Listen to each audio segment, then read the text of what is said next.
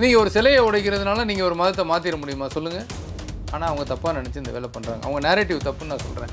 இதை கண்டும் காணாமல் இருப்பது இந்த அரசுன்னு நான் சொல்ல வரேன். ஏன்னா இஸ்லாமியர்களுக்கும் சிறுபான்மையினராக கிறிஸ்தவர்களுக்கும் இவங்களோட ஓட்டுக்களை மட்டுமே நம்பி இருக்க இந்த ஒரு அரசு இதை வந்து எலக்ட்ரல் பாலிட்டிக்ஸுக்கு இதை அப்பீஸ்மெண்ட் பாலிட்டிக்ஸ் அவ்வளோதான். அவங்கள திருப்திப்படுத்துறதுக்கு கண்டும் காணாமல் இருந்து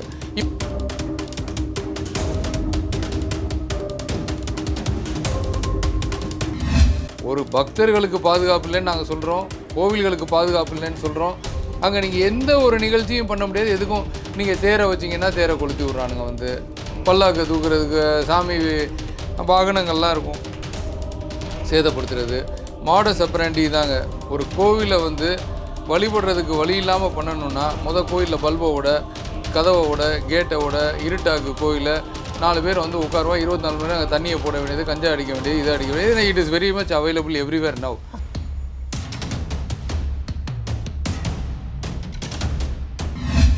பூச்சொரிதல் நடத்துகிறத மறந்துடு, தேர் திருவிழாவை இதெல்லாம் மறந்துட்டிங்கன்னா அடுத்தது நாங்கள் சொல்லுவோம் என்ன பண்ணணுன்னு. அதை வந்து அப்படியே பண்ணிக்கிட்டே இருக்க வேண்டியதான். நீங்கள் தொடர்ந்து பண்ணுறது தான் உங்களுக்கு மதத்தின் மேல் இருக்க பிடிப்பும் உங்களுடைய நம்பிக்கை. அது தொடர்ந்து நீங்கள் பண்ணுறது, அதை தடை செய்கிறது தான் இவங்களோட நோக்கமே.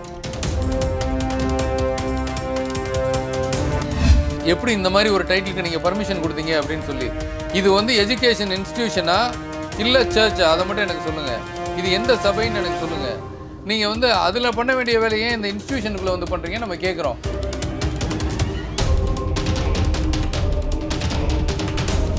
திருவள்ளுவர் கிறிஸ்தவரா, அதான் டாபிக். இதுக்கு அணியுரை யார் எழுதுறான்னா கலைஞர் கருணாநிதி அவர்கள் எழுதுறாங்க. இந்த புக்கை யார் வெளியிடுறாங்கன்னா அன்றைய கல்வித்துறை அமைச்சர் அன்பழகன் வெளியிடுறாங்க. அப்போ திமுகவுக்கும் இந்த மதமாற்ற கும்பலுக்குமான தொடர்பை நீங்கள் புரிஞ்சுங்க நல்லா. இப்போ இவங்கள்ட்ட இன்னொரு அசைன்மெண்ட் கொடுத்துருக்காங்க, தல வரலாறுகளை எழுதுவது. ஏன் இருக்க தல வரலாறு நீ என்னது எழுத போகிற? ஆல்ரெடி தல வரலாறுன்னு இருக்குது, நீ இன்னொன்று அதை போய் மாற்றி எழுதுறது. அது எழுதுகிற டிபார்ட்மெண்ட் யார்? இந்த டிபார்ட்மெண்ட்.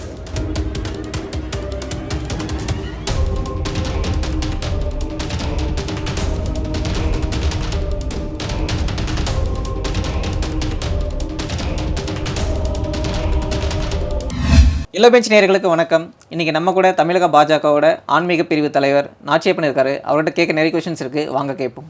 வணக்கம் சார். வணக்கம். ஸோ இப்போ ரீசெண்டாக முக்கியமான விஷயம் நடந்துட்டுருக்கு. சூரக்குடி பக்கத்தில் வந்து ஆவுடை நாயகின்னு ஒரு கோயில் இருக்குது. அங்கே வந்து சிலைகள் சேதப்பட்டதாக ஒரு நியூஸ் வந்துட்டுருக்கு. அங்கே என்ன நடக்குது சார்? காரைக்குடி பக்கத்தில் சூரக்குடிங்கிற கோவில், ஓகே, ஊரில் ஒரு கோவில் இருக்குது, ஆவுடை நாயகி அம்மன் கோவில்னு. இந்த கோவில் வந்து ப. சிதம்பரத்துக்கும் கார்த்தி சிதம்பரம் அவர்களுக்குமான குலதெய்வ கோவில் மாதிரின்னு வச்சுங்க. அவங்க கோவில் இது, அவங்க பங்காளிகள்லாம் இருக்க ஒரு கோவில். இந்த கோவிலில் கும்பாபிஷேகம் நடக்கிறதுக்கு வேலைகள்லாம் நடக்குது, இந்த சிலை வேலைகள் அது இது சுதையெல்லாம். கும்பாபிஷேகம் நடக்கையில் ரெகுலராக 4-5 நாளாக வேலை போயிட்டுருக்கையில் ஒரு மர்ம கும்பல் ஒரு 20-10 பேர் வந்து அங்கே இருக்க சிலைகள்லாம் உடைச்சி சேதப்படுத்தி, என்ன நோக்கம் என்ன ஏதுன்னா தெரியாது. இதில் வந்து யாருக்கும் அங்கே சண்டை இருக்க மாதிரியும் தெரியல. நம்மளுக்கு அங்கேருந்து கூப்பிட்டு கேட்டாங்க, இந்த மாதிரி எந்த பாதுகாப்பும் கிடையாது, கோவிலுக்கும் பாதுகாப்பு கிடையாது, வர்ற பக்தர்களுக்கும் பாதுகாப்பு கிடையாது, இங்கே இருக்க வேலை செய்கிறதுக்கு. கும்பாபிஷேகம் நெருங்கிட்டு இருக்கு. இது இப்போ நான் எதுக்கு உங்களுக்கு சொன்னேன், ப. சிதம்பரம் அவர்களுக்கும் கார்த்தி சிதம்பரம் அவர்களுக்கும் பங்காளிகளோட கோவில்னு. இப்படி ஒரு ஹை ப்ரொஃபைல் ஆட்கள் இருக்க ஒரு கோவிலுக்கே இந்த ஊரில் பாதுகாப்பு இல்லைன்னு நான் சொல்ல வரேன். அங்கே இருக்க சிலைகளை உடைச்சி அதை உடைச்சி எல்லாத்தையும் சேதப்படுத்தி ஒரு 30-40 கடவுள் சிலைகளை உடைச்சிட்டாங்க. இப்போ இது யார் உடைச்சிருப்பா, என்ன உடைச்சிருப்பா, யாராக இருக்கும்? கடைசியில் பாருங்களேன், இன்னும் ஒரு 4 நாள் கழித்து ஒருத்தர் மூளை சரியில்லாத இந்த நபர் தான் வந்து உடைச்சிட்டார் அப்படின்னு கொண்டு வந்து ஒருத்தரை அரெஸ்ட் பண்ணுவாங்க. இது எங்களுக்கு பழகி போச்சுங்க. இந்த மாதிரி ஒரு கோயிலில் போய் தகராறு பண்ணுறது, சாமி சிலையோட. இதே முன்னால் ஒருக்கா நடந்தது, சிறுவாச்சூர் பெரம்பலூர் பக்கத்தில் மலை மேலே இருக்க அத்தனை விக்கிரகங்களையும் போட்டு உடைச்சாங்க. அது ரொம்ப கஷ்டம். அந்த மலையில் இந்த மாதிரி கோயில் கட்டுறதே, இங்கேருந்து மெட்டீரியல் எடுத்துகிட்டு போகிறது அவ்வளோ சேலஞ்சு. அங்கே போனால் ஒரு லூஸு உடைச்சிருச்சு, கிறுக்கு உடைச்சிருச்சு, அது பைத்தியம் முடிச்சது, மூளை சுவாதீனம், புத்தி சுவாதீனம், ஏதோ கதை சொல்லி. ஸோ அந்த கேஸை க்ளீனாக க்ளோஸ் பண்ணுவாங்க, இவருக்கு மூளை சரியில்லைன்னு. ஆனால் இவங்க என்ன நினச்சிக்கிட்டு இருக்காங்க, இதை பார்த்துக்கிட்டு இருக்க மக்களுக்கெல்லாம் மூளை இல்லைன்னு நினச்சிக்கிட்டு இருக்காங்கன்னு நினைக்கிறேன். இன்றைக்கி அவ்வளோ பேரும் தெளிவாக பார்க்குறாங்க. ஏங்க உடனே ஒரு கோயிலில் பிரச்சனைன்னு ரிலேட் பண்ணிட்டாங்க. அந்த கோயில் யாரோட பங்காளிகள் கோயில், யார் என்ன, இல்லை சம்மந்தப்பட்டவங்க யாருன்னு. அப்போ அந்த மாதிரியான ஒரு ப்ரொஃபைலில் இருக்க ஆளுங்களோட கோவில்களுக்கே ஒரு பாதுகாப்பு இல்லைன்னா ஒரு சாதாரண மனிதன் கோயில்களுக்கு பாதுகாப்பு இருக்குமான்னு சரி, சொல்லி இந்த கோயிலில் வந்து ஒரு முக்கியமான விஷயம் நடக்க போகுது, அது கும்பாபிஷேகம். அப்போ கும்பாபிஷேகம்னா அதுக்கு முன்னாடி வந்து நிறைய கட்டட வேலைகள்லாம் செய்யும். அப்போது கட்டட வேலைக்கு இங்கே நடக்குது, அதை உடச்சா ஈஸியாக உடச்சிடலாம் அப்படின்ற தெரிஞ்சு தான் அங்கே வந்திருக்காங்களா, பிளான் பண்ணி தான் வந்திருக்காங்க? இல்லை, அப்படி தான் எனக்கு தெரியுது. ஏன்னா மேலே ஏறி 2 விஷயங்க. ஒரு கோயிலில் கும்பாபிஷேகம் நடக்குதுன்னா அங்கே வந்து சாமி கும்பிட்றதுக்கு கூட்டம் வராது. எல்லாம் லைட்டு கீட்டு பல்பெல்லாம் கழட்டி போட்டு வச்சுருப்பாங்க, வேலை செஞ்சுக்கிட்டு இருப்பாங்க, கசகசன்னு இருக்கும். பொதுமக்கள் நடமாட்டம் இருக்காது கோவிலில். ஒன்லி காலையில் வருவாங்க, சாயங்காலம். ஏன்னா பூஜைகள்லாம் ரெகுலராக நடக்கிறதுலாம் நடக்காது. அந்த பாலாலயம்னு ஒன்று பண்ணுவாங்க கும்பாபிஷேகத்துக்கு முன்னால். அது பண்ணிட்டாங்கன்னாவே கோயிலில் அந்த வேலை தான் நடக்கும். இத்தனைக்கு எல்லாம் கேமரா இருக்குது. இன்னுமே வந்து அவங்க யாரை பிடிச்சோன்னு சொல்லலை. இது 2 நாள் ஆக போகுது இன்னையோட. கோயிலில் கேமரா இருக்குது, சிசிடிவி ஃபுட்டேஜ் இருக்குது. நீங்கள் உங்களால் கண்டுபிடிக்க முடியாதா 8 பேர் வந்தால் 10 பேர் வந்தான்னு? அத்தனை சிலைகளையும் சேதப்படுத்திட்டு போயிருக்காங்க. இப்போ இது வந்து திருப்பி எல்லாம் கட்டணும். இதில் நீங்கள் பார்க்க வேண்டிய விஷயம், அந்த சிலைகளோட மதிப்பு எவ்வளோ, எத்தனை நாளைக்கு முன்னால் உடஞ்சது, என்ன பண்ணுச்சு, இதெல்லாம் தள்ளிடுங்க. ஒரு பக்தர்களுக்கு பாதுகாப்பு இல்லைன்னு நாங்கள் சொல்கிறோம், கோவில்களுக்கு பாதுகாப்பு இல்லைன்னு சொல்கிறோம். அங்கே நீங்கள் எந்த ஒரு நிகழ்ச்சியும் பண்ண முடியாது. எதுக்கும் நீங்கள் தேரை வச்சிங்கன்னா தேரை கொளுத்தி விட்றானுங்க. வந்து பல்லாக்கு தூக்குறதுக்கு சாமி வாகனங்கள்லாம் இருக்கும், சேதப்படுத்துறது. மாடஸ் ஆப்பரண்டி தாங்க. ஒரு கோவிலை வந்து வழிபடுறதுக்கு வழி இல்லாமல் பண்ணணுன்னா கோயிலில் பல்போட, கதவோட, கேட்டோட இருட்டாக்கு கோயிலை 4 பேர் வந்து உட்காருவா. 24 மணி நேரம் அங்கே தண்ணியை போட வேண்டியது, கஞ்சா அடிக்க வேண்டியது, இதை அடிக்க வேண்டியது. It is very much available everywhere now. எல்லாத்தையும் போட்டு அங்கே உட்காந்துருப்பாங்க. உட்காந்து டோட்டலாக வேலையை முடிச்சுட்டு போயிடுறது. அதுக்கப்புறம் வர்றவனும் 1-2 பக்தர்களும் பயப்படுவான், இந்த கோயிலுக்கு போகணுமா வேணாமா, இப்படி இருக்குது, 5 மணிக்கு மேலானா அவன் இருப்பானா, 8 மணிக்கு மேலானா இவன் இருப்பானா. இதான் நடக்குது. சமூக விரோதிகள்லாம் இப்போ கோயிலில் தான் தங்க. அவ்வளோதான், எல்லோரும் வந்துடுறானுங்க. வந்து உட்காந்து, அதாவதுங்க இது வந்து ஒரு நெக்ஸ்ட் ஸ்டெப் ஃபார் கன்வர்ஷன், மத மாற்றத்திற்கான ஒரு முதற்படி இது. இந்த மாதிரி டிஸ்டர்ப் பண்ணுறது, இதனால் என்ன நடக்கும்னு நினைக்கிறாங்க? இன்னும் இந்துக்களோட ஒற்றுமை தான் ஜாஸ்தியாகும். அவன் பண்ணவன் முட்டாள்னு நான் சொல்லுவேன். இப்போ ஊரே ஒன்று சேர்ந்துருச்சு இல்லை, எவனா நம்ம சாமியை உடைச்சதுன்னு. இதுதான் இவங்களுக்கு என்ன பண்ணுறோன்னே தெரியாமல். நீங்கள் ஒரு சிலையை உடைக்கிறதுனால நீங்கள் ஒரு மதத்தை மாற்றிட முடியுமா சொல்லுங்கள்? ஆனால் அவங்க தப்பாக நினச்சி இந்த வேலை பண்ணுறாங்க. அவங்க நேரேட்டிவ் தப்புன்னு நான் சொல்கிறேன். இதை கண்டும் காணாமல் இருப்பது இந்த அரசுன்னு நான் சொல்ல வரேன். ஏன்னா இஸ்லாமியர்களுக்கும் சிறுபான்மையினராக கிறிஸ்தவர்களுக்கும் இவங்களோட ஓட்டுக்களை மட்டுமே நம்பி இருக்க இந்த ஒரு அரசு இதை வந்து எலக்ட்ரல் பாலிட்டிக்ஸுக்கு, இதை அப்பீஸ்மெண்ட் பாலிட்டிக்ஸ், அவ்வளோதான். அவங்கள திருப்திப்படுத்துறதுக்கு கண்டும் காணாமல் இருந்து. இப்போ இதே வந்து வேறு யாராவது மாற்று மதத்தினர் வந்து உடைச்சிருந்தாங்கன்னா கண்டிப்பாக இதில் ஒரு பைத்தியத்தை தான் கொண்டு நிறுத்துவாங்க. நாளைக்கு மூளை இல்லாதவர் தான் உடைச்சிட்டாருன்னு சொல்லுவாங்க. சரி, இப்போ கோயில்ன்றது ஒரு குறிப்பிட்ட மக்களுடைய மிகப்பெரிய நம்பிக்கைக்கான இடம். அப்போது ஒரு கோயிலை வந்து நம்ம இடிக்கிறோம், கோயிலை வந்து சேதப்படுத்துகிறோன்னா அந்த பர்சனுக்கு, அந்த நபருக்கு அந்த அளவுக்கு எப்படி தைரியம் வருது? இந்த ஆட்சியும் இந்த அரசாங்கமும் இதை கண்டும் காணாமல் இருப்பதனால இந்த தப்பு செய்கிறவனுக்கு துணிச்சல் வருதுன்னு நான் சொல்கிறேன். தப்பு செய்கிறவனுக்கு இல்லைன்னா எப்படிங்க துணிச்சல் வரும் அந்த உடைக்கிறதுக்கு? ஏதோ ஒரு பிரச்சனை நடந்ததா, அவர் வந்து அவருக்கு பைத்தியக்காரம் பிடிச்சிருச்சு, அதனால் அதை பண்ணார் அப்படின்னு சொல்லும் போது, இங்கே வந்து அரசு வந்து அதை வந்து ஒழுங்காக நடவடிக்கை எடுத்தால் தானே இந்த மாதிரி பிரச்சனைகள்லாம் சால்வ் பண்ண முடியும். ஏன் இவங்க பண்ணுறதில்ல? இல்லை, அதுதான் சொல்கிறேங்க. அப்பீஸ்மெண்ட் பாலிட்டிக்ஸில் கண்டிப்பாக பண்ண மாட்டாங்க.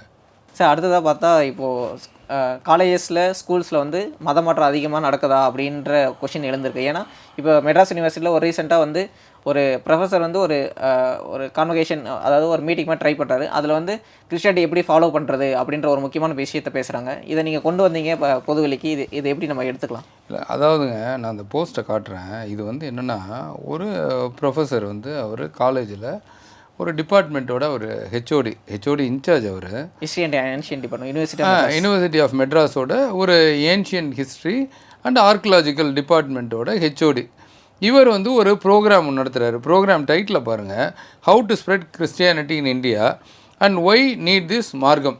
ஏன் கிறிஸ்டியானிட்டி இந்தியாவுக்கு ரொம்ப அவசியம், எப்படி இதை பரப்புவது, இது ஏன் இந்தியாவிற்கு முக்கியம். இதை வந்து எவ்வளோ ஒரு கிரிமினலான வேலை பாருங்கள், எவ்வளோ ஒரு கிரிமினல். இதை நடத்துகிறது யாருன்னா sir S Subramaniam Iyer endowment. Subramaniam Iyer endowment சிவகுமார்னு ஒருத்தரை சீஃப் கெஸ்ட்டாக போட்டு இதை பண்ணுற ஹெச்ஓடி பேர் சவுந்தரராஜன், இன்சார்ஜ் பேர். இதை நீங்கள் படிச்சிங்கன்னா எல்லாமே இந்துக்களாக இருக்காங்க. ஏன் இதை போய் கிறிஸ்டியானிட்டியை பரப்புறதுக்கு வராங்க, என்ன ஏது, ஒரு குழப்பத்தை கொண்டு வர்றதுக்கு தகுந்த மாதிரியாக இதை பண்ணி, இதெல்லாம் பெரிய பிளானிங்க. இது வந்து இவர் இன்றைக்கி நேற்று பண்ணல. நாங்கள் வந்து தோண்டி துருவி எல்லாத்தையும் வெளியில் எடுத்தா இப்போ தெரியுது. இவர் இதை 3 வருஷமாக பண்ணிகிட்டு இருந்திருக்காரு. லாஸ்ட் இயர் இவர் இதை பண்ணையில் என்ன பண்ணியிருக்காருன்னா, இதையும் வந்து லைவ் போட்டு அந்த லைவை வெளியில் இருக்க 100 பேர் பார்க்குறதுக்கு, இந்த கண்டென்ட் வந்து வெளியில் இருக்கவன் பார்க்குறதுக்கான கண்டென்ட்டா? இது வந்து யூனிவர்சிட்டியில் நடக்கிற ஒரு செமினார். இந்த செமினாரை வந்து படிக்கிற ஸ்டூடெண்ட்ஸ் கேட்குறதுக்காக பண்ணுறது.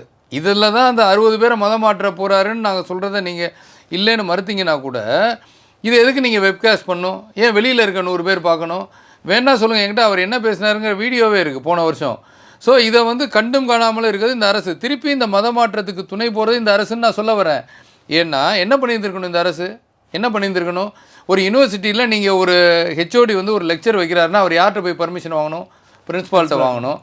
இது ஒரு யூனிவர்சிட்டி, ரிஜிஸ்ட்ரார்கிட்ட வாங்கணும். இப்போ அங்கே ஒரு கமிட்டி தான் ஃபார்ம் பண்ணியிருக்காங்க. அந்த கமிட்டியில் போய் அப்ரூவல் வாங்கணும். அதில் வந்து சான்சலர் போட்ட ஒரு மெம்பரும் இருக்காங்க, தமிழ்நாடு கவர்மெண்ட் போட்ட மெம்பரும் இருக்காங்க. தமிழ்நாடு கவர்மெண்ட்டில் போட்ட மெம்பர் பேர் ஆம்ஸ்ட்ராங்கு. இவர் வந்து விடுதலை சிறுத்தைகள் கட்சி தொழில் திருமாவளவனுக்கு ரொம்ப வேண்டியவர்னு சொல்கிறாங்க. இவர் வந்து செல்வ பெருந்தகை காங்கிரஸில் இருக்கவரோட வேண்டியவர்னு சொல்கிறாங்க. இவரை வந்து வலுக்கட்டாயமாக மல்லு கட்டி போட்டது நம்ம சீஃப் செக்ரட்டரி போட்டார், அவரோட ஆள்னு இவரை சொல்கிறாங்க. இப்படிப்பட்ட ப்ரொஃபைலில் இருக்கவர் இந்த வேலைக்கு இவருக்கு பக்கபலமாக இருந்து பண்ணுறாரு அப்படின்னா, இதை வேறு யாராவது தட்டி கேட்கணும்னு நினைக்கிறவங்க அந்த இன்ஸ்டியூஷனில் தட்டி கேட்க முடியுமா சொல்லுங்கள்? எல்லாம் அரசு பலத்தோடு இருக்காங்கன்னு யாரும் ஒன்றும் பண்ண முடியாது. இதுதான் இப்போ நடந்திருக்கு. இப்படி ஒரு ப்ரொஃபைலில் இந்த நிகழ்ச்சியை நடத்தி இதை வந்து பசங்களுக்காக பண்ணுற ஒரு கிளாஸை நீங்கள் எப்படி நீங்கள் எடுத்து இந்த சப்ஜெக்ட் போட்டது தப்பு, அதை விடுங்க. அது இல்லாமல் இந்த நல்ல கண்டென்ட்டே போட்டால் கூட, தேவையான அப்ரோப்ரியேட் கண்டென்ட்டே கொடுத்தா கூட பசங்களுக்கு செமினாரில், அதை நீங்கள் வெப்காஸ்ட் பண்ணக்கூடாது அங்கேருந்து. அதை அவங்க வெப்காஸ்ட் பண்ணி வெளியில் பார்க்குறாங்கன்னா அப்போ இவங்களோட நோக்கம் என்ன பார்த்துக்குங்க. நீங்கள் இது இன்றைக்கி நேற்று நடக்கலை, இது 3 வருஷமாக இவங்க பண்ணியிருக்காங்க. நம்மளுக்கு வெளிச்சத்துக்கு வந்தது இன்றைக்கி தான். தெரிஞ்சோன்னே அதை ஸ்டாப் பண்ணணுன்னு ரெஜிஸ்ட்ராரை ஃபோன் பண்ணி கேட்குறோம் நம்ம. எப்படி இந்த மாதிரி ஒரு டைட்டிலுக்கு நீங்கள் பர்மிஷன் கொடுத்தீங்க அப்படின்னு சொல்லி. இது வந்து எஜுகேஷன் இன்ஸ்டியூஷனா இல்லை சர்ச்சா? அதை மட்டும் எனக்கு சொல்லுங்கள். இது எந்த சபைன்னு எனக்கு சொல்லுங்கள். நீங்கள் வந்து அதில் பண்ண வேண்டிய வேலையை இந்த இன்ஸ்டியூஷனுக்குள்ளே வந்து பண்ணுறீங்க நம்ம கேட்குறோம். கேட்டதுக்கு அவருக்கே எனக்கு தெரியாதுன்னு சொல்கிறாங்க. உடனே அடுத்த நாள் வந்து அவர் ஒரு லெட்டர் எழுதி அவர்கிட்டே வாங்கிட்டார், நான் அந்த நிகழ்ச்சியை கேன்சல் பண்ணுறேன்னு. உடனே ரெஜிஸ்ட்ரார் இன்னொரு லெட்டர் எழுதி கவர்னருக்கு போடுறாரு, எங்களுக்கே தெரியாமல் இது நடந்து விட்டது அப்படின்னு சொல்லிட்டு. எங்களுக்கு எப்படி அப்போ ஒரு இன்ஸ்டியூஷனில் நடக்கிறது எப்படிங்க இவங்க எல்லாருக்கும் தெரியாமல் நடக்குது சொல்லுங்கள்? இவங்களுக்கு தெரியாமல் நடக்குமா? கிடையாது, எல்லாருக்கும் தெரியும். இவங்க கண்டும் காணாமல் இருக்காங்க. இவங்களோட ஒரே நோக்கமே இந்த மதம் மாற்றுறது தான். இவங்க ஒரே நோக்கங்கிறது தான் எங்களோட இது. ஆக மொத்தம் அதை ஸ்டாப் பண்ணிட்டோம். ஸ்டாப் பண்ணால் போதாது. இந்த இந்த இந்த இந்த டிபார்ட்மெண்ட்டே வந்து ஒரு போலியான ஒரு டிபார்ட்மெண்ட். இவங்களோட வேலையே வந்து என்னென்னு பார்த்தீங்கன்னா, இந்த மாதிரி கிறிஸ்தவத்தையும் இஸ்லாத்தையும் பரப்புறது தான். அதுக்கு தனி டிபார்ட்மெண்ட் இருக்குது. கிறிஸ்டியன் ஸ்டடீஸ்னு ஒன்று இருக்குது, இஸ்லாமிக் ஸ்டடீஸ்னு ஒன்று இருக்குது, நம்ம சமய சைவ சித்தாந்தத்துக்கு ஒரு இருக்குது. அதுலலாம் பண்ண வேண்டிய வேலையை கொண்டு வந்து இந்த டிபார்ட்மெண்ட்டில் பண்ணுங்கிற அவசியம் என்ன? சரி, இங்கே முக்கியமான விஷயம் என்னென்னா, இப்போ வந்து ஒரு மதத்தை பற்றி ஒருத்தர் வந்து பிரச்சாரம் பண்ணுறது தப்பு கிடையாது. ஆனால் ஒரு எஜுகேஷன் இன்ஸ்டியூஷனில் மாணவர்களை படிக்கிற யாருங்க சொன்னால் மதமாற்ற தடை சட்டம்னு ஒன்று இருக்குது. நீங்கள் மதத்தை எங்கேயெல்லாம் போய் நீங்கள் பிரசங்கம் பண்ணலாம், பிரச்சாரம் பண்ணலாம். அதான் சார், நான் கல்வி நிலையத்தில் சொல்கிறேன். வெளியிலே நீங்கள் பண்ண முடியாது. மதம் மாற்றுறதுக்கான எந்த வேலையும் நீங்கள் பண்ண முடியாது. ஒரு மதத்தை பற்றி எங்கெங்கே போய் பேசுவீங்க? அந்த மதம் சம்மந்தப்பட்ட ஆட்கள்கிட்ட தான் பேசுவீங்களே ஒழிய ரோட்லலாம் போய் நான் இப்போ பேச முடியாதுல்ல. மதமாற்ற அப்புறம் எதுக்கு ஒரு சட்டம் இருக்குது, மதமாற்ற தடை சட்டம்? நாங்கள் இப்போ கேட்குறது அவரை சஸ்பெண்ட் பண்ணுங்கள், அந்த ப்ரொஃபஸரை. தொடர்ந்து இதை பண்ணிக்கிட்டு இருக்காரு. ரெண்டாவது வந்து அவருக்கு துறை ரீதியாக நடவடிக்கை எடுத்தால் மட்டும் பத்தாது, சட்டப்படி அவருக்கு என்ன நடவடிக்கை எடுக்கிறீங்க அப்படின்னு நம்ம கேட்குறோம். வந்து சரி, முன்னாடி இன்னொரு முக்கியமான விஷயம் பார்த்தோம். அது வந்து கோயில் வந்து சேதப்படுத்துது. ஒரு சைடு வந்து கோயில் சேதப்படுத்தப்படுது, இன்னொரு சைடு வந்து இங்கே வந்து மதம் வந்து வளர்த்துறதுக்காக இந்த மாதிரி ஒரு ஸ்டெப் எடுக்கிறாங்க. இது ரெண்டையும் நம்ம எப்படி புரிஞ்சுக்கிறது? அதாவதுங்க, இவங்க இந்த மதம் மாற்றங்கிறது வந்து இன்றைக்கி நேற்றுலாம் பண்ணுங்க. இது வந்து தமிழை கொண்டு வந்து கிறிஸ்தவத்தோடு சேர்த்து பல வேலை நடந்திருக்கு. இதுக்கு முன்னால் வந்து எக்கச்சக்கமாக 1968 இது பண்ணுறாங்க. ஜேவியர் தனி நியாயம்னு ஒருத்தருங்க, அவர் வந்து என்ன எடுக்கிறாருன்னா, சென்னைக்கு வந்து உலக தமிழ் மாநாடு சென்னையில் நடத்துகிறாரு. தமிழ் மாநாடு நடத்துகிறாங்க. அப்போ அதில் வந்து திருவள்ளுவர் கிறிஸ்தவரா, அதான் டாப்பிக்கு. இதுக்கு அணியுரை யார் எழுதுகிறான்னா, கலைஞர் கருணாநிதி அவர்கள் எழுதுகிறாங்க. ஓகே, இந்த புக்கை யார் வெளியிடுறாங்கன்னா, அன்றைய கல்வித்துறை அமைச்சர் அன்பழகன் வெளியிடுறாங்க. அப்போ திமுகவுக்கும் இந்த மதமாற்ற கும்பலுக்குமான தொடர்பை நீங்கள் புரிஞ்சுங்க நல்லா. இது மட்டும் இல்லை, இதுக்கு அடுத்தது பாருங்கள், 72 தெய்வநாயகம்னு ஒருத்தர் 6 புக்கை எழுதுறாரு. அந்த 6 புக்கை வெளியிடுற நிகழ்ச்சியை ஸ்பான்சர் பண்ணுறது முரசொலி. முரசொலி யார் பத்திரிக்கை?